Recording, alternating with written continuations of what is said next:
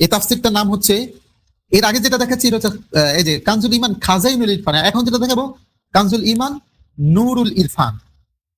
এর বৈশিষ্ট্যটা হচ্ছে নবীদের শান মান মর্যাদা পূর্ণভাবে রক্ষা করা হয়েছে এই তাফসিরে, তাদের দাবি।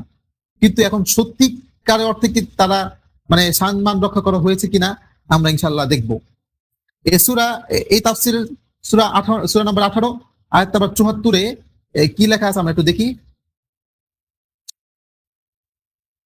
আপনারা দেখতে পাচ্ছেন কিনা জানি না।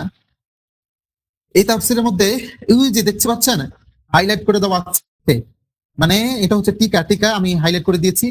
ওখানে দেওয়া আছে যে এর থেকে বোঝা গেল যে সম্মানিত নবীগণের সামান্য ভুল ত্রুটি হয়ে যায়।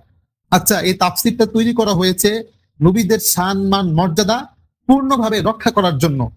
কিন্তু এই তথাকথিত বেরলবি, তথাকথিত সুন্নি জিরাপি, তারা কি এই তাফসির লেখে সম্মান মর্যাদা পূর্ণ করতে পারলো নাকি সম্মান আরো ডুবিয়ে দিল? আপনারাই বলুন। আর এটা বাদ দিলাম, আর কত বড় গুস্তাখি নবীদের শানে, যে নবীদের নাকি ভুল ত্রুটি হয়েছে, নাউজুবিল্লাহ মিন যালিক। এই আকীদা, এই বিশ্বাস নিয়ে তারা মাঠে ময়দানে কাজ করছে। এটা যদি আমরা রুখে দিতে না পারি, বাংলার যারা তাওহীদবাদী, যারা তাওহীদে বিশ্বাসী, তারা যদি এই সমস্ত ভণ্ডদেরকে রুখে দিতে না পারি, তাহলে বাংলাদেশে কখনো ইসলাম কায়েম হবে না। আমরা যত ইসলামের কথা বলি, যতই কিছু বলি, ইসলাম কায়েম হবে না। আল্লাহ তাআলা আমাদেরকে হেফাজত করুন।